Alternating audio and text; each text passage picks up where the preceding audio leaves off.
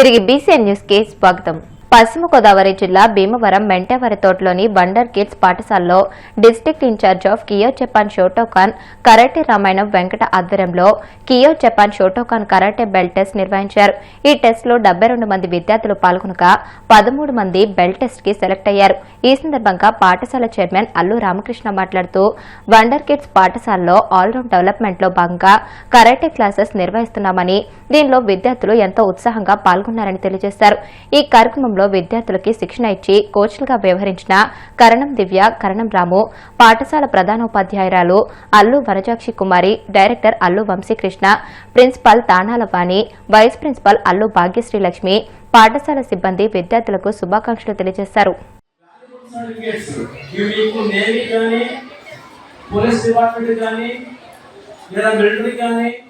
ఇంకా దేనికైనా ఇలాంటి డిపార్ట్మెంట్స్ వెళ్ళడానికి ఈ సర్టిఫికేట్ చాలా ఉపయోగపడతాయి. ఇది నామినేట్ సర్టిఫికేట్స్ ఏం కాదు. ఇది ఇండియాకి హెడ్ క్వార్టర్ హైదరాబాద్ లో ఉంది.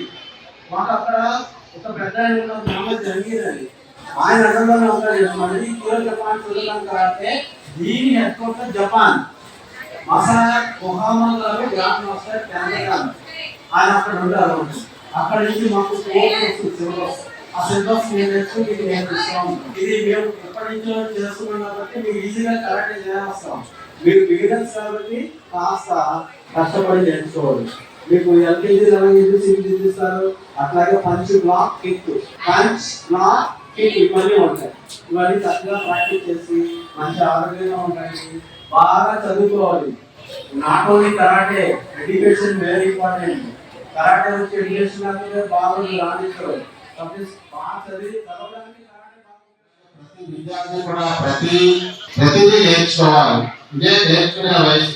చిన్నప్పటి నుంచి ప్రతి ఈవెంట్ లోనూ మనం ముందుకెళ్తే పెద్ద తర్వాత దేనిలో సిద్ధంలో మనకు తెలియదు. ఇవన్నీ కూడా అప్పుడు మనకు బాగా ఉపయోగపడతాయి. అలాగే నేను చిన్నప్పటి నుంచి ప్రతిదీ నేర్చుకున్నాను. మీరు అర్థం చేస్తున్నారో లేదో, ప్రతి ఈవెంట్ లో కూడా నేను ఇక్కడ నడిపిస్తాను. ఎందుకంటే నాకు ఆ ఎక్స్పీరియన్స్ ఉంది కాబట్టి, ఆ సబ్జెక్ట్ నాకు తెలుసు కాబట్టి. మరి ప్రతి స్టూడెంట్ చిన్నప్పటి నుంచి మీరు నేర్చుకుని పై స్థాయికి వెళ్ళాలని చెప్పేసి ఆశిస్తున్నాను. అలాగే ఈ కరాటే అనేది మన స్కూల్ లెవెల్లో నేర్చుకున్నది మీరు ఎవరి మీద ప్రయోగించకూడదు.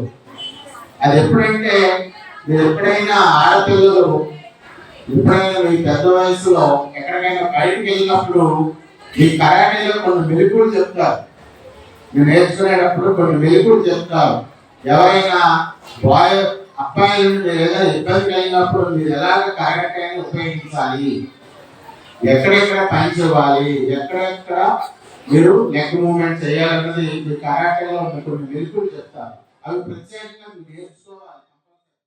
కడప జిల్లా సంస్కృతిపై విషం చెమ్మిన జిల్లా పంచాయతీ అధికారి రాజ్యలక్ష్మిని సస్పెండ్ చేయాలని జిల్లా సర్పంచ్ల సంఘం డిమాండ్ చేసింది. జిల్లా సంస్కృతిని కించపరిచేలా మామూలు సంస్కృతి అంటూ వ్యాఖ్యలు చేసి ప్రాంతీయ విద్వేషాన్ని రెచ్చగొట్టిన ఆమె వ్యాఖ్యలను ముక్తకంఠంతో ఖండించారు. కడప జిల్లా పంచాయతీ సర్పంచ్ల సంఘం ఆధ్వర్యంలో సర్పంచ్లు కలెక్టరేట్ ఎదుట ఆందోళన చేపట్టి ఆమెపై చర్యలు తీసుకోవాలని ప్రభుత్వాన్ని డిమాండ్ చేశారు. మీరు తొందరగా వచ్చి మా సమస్యను పరిష్కారం చేద్దురని చెప్పేసి మేము చీకట్లో లేచి మేము ఎన్నో కష్టాలు పడి పేద సాదా బడుగు బలహీన వర్గాలకు సంబంధించిన పేద ప్రజలంతా కలెక్టరేట్ కాడ వచ్చి గేట్ దగ్గర కూర్చొని ఉన్నాము. మీరేమో లోపల నుంచి బయటికి రావట్లేదయ్యా. మమ్మల్ని అర్థం చేసుకోండి అయ్యా. ఒంటిమిట్ట అంటే ఒక అన్నదమ్ముడు మాదిరి. ఒంటిమిట్ట సిద్ధవటం మండలం అంటే ఒక అన్నదమ్ముల లెక్క, కడప అంటే మాకు కన్నతల్ల లెక్క. కాబట్టి మీరు కలెక్టర్ గారు మీరు అర్థం చేసుకొని మిమ్మల్ని మా మనోభావం పూర్తిగా దెబ్బతినిపోయినా అయ్యా. ఒంటిమిట్ట మండలము, సిద్ధవటం మండలము రిలే నిరాహార దీక్ష చేయబట్టి ఇప్పటికి 15 రోజులు ఒంటిమిట్ట సిద్ధవటం మండలము. కానీ ప్రభుత్వం నుంచి ఎలాంటి స్పందన లేదు అయ్యా. చంద్రబాబు నాయుడు ఇట్లా కొంగుబట్టి అడుక్కుంటున్నాం. మేము మా సిద్ధవటం మండలం, ఒంటిమిట్ట మండలము మా కడప జిల్లాలోనే ఉండాలని చెప్పి మేము హృదయపూర్వక మీ కాళ్ళు పట్టుకొని మీకు పాదాభివందనం చేసి మీ కాళ్ళకు మేము పాలాభిషేకం చేసుకుంటామని మేము హృదయపూర్వక నీకు చేతులెత్తి నమస్కరించి సెలవు తీసుకుంటున్నామయ్యా. మాకు మండలాలు ఖచ్చితంగా ఇవ్వాలయ్యా.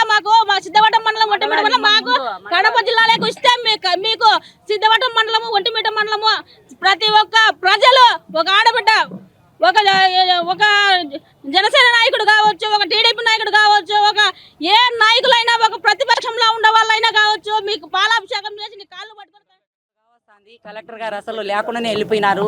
ఇది మా దురదృష్టమా మా అదృష్టమా అని అర్థం కావడం లేదు. ఎందుకంటే ఒక న్యాయం చేసేది ఒక కలెక్టర్ గారు సీఎం గారికి తెలియపరుచారు ప్రభుత్వానికి అనుకున్నాము.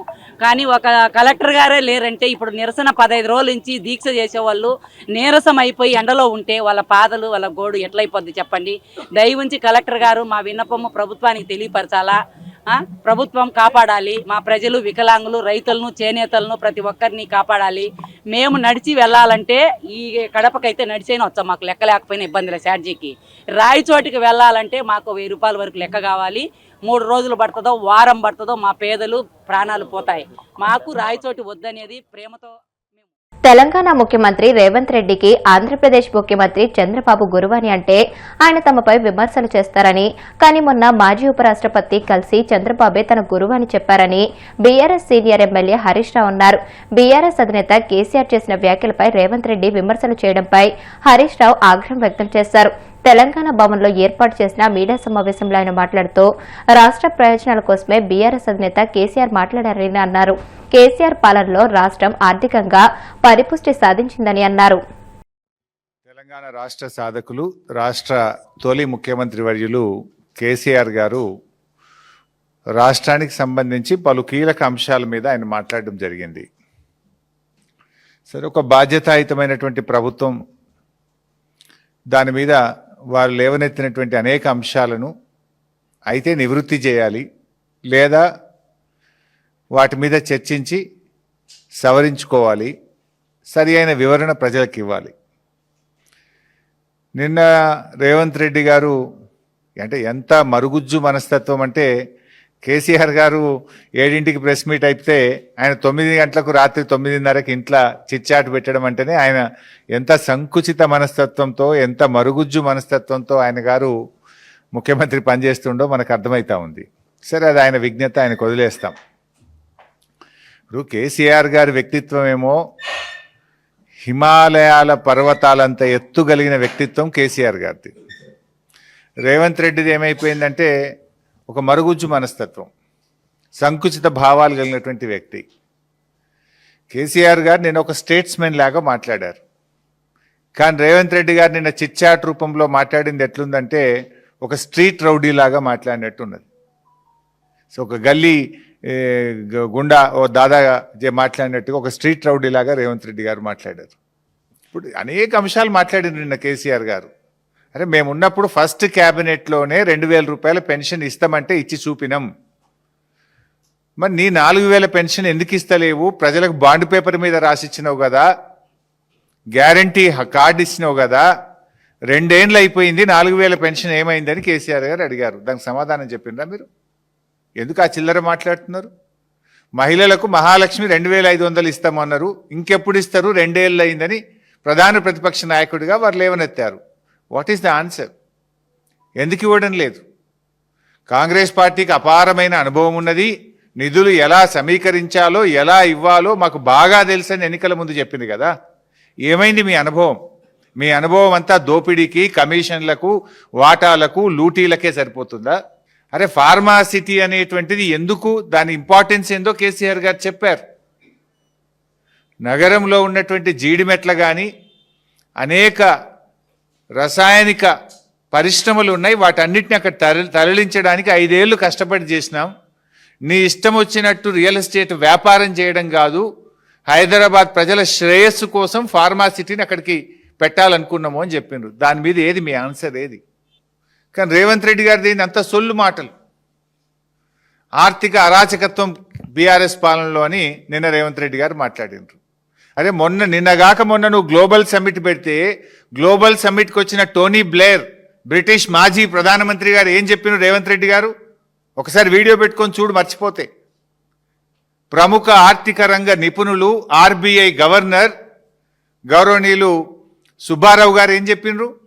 ఒక్కసారి ఆ వీడియో చూడు.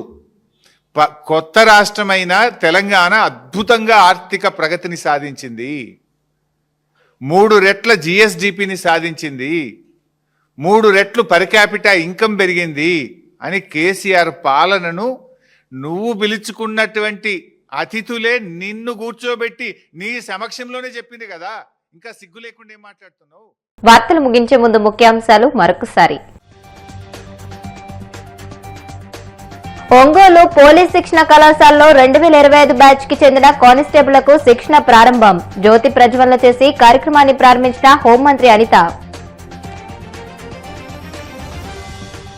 విశాఖ ఆర్కే బీచ్ లో ప్రారంభమైన పెసా మహోత్సవం.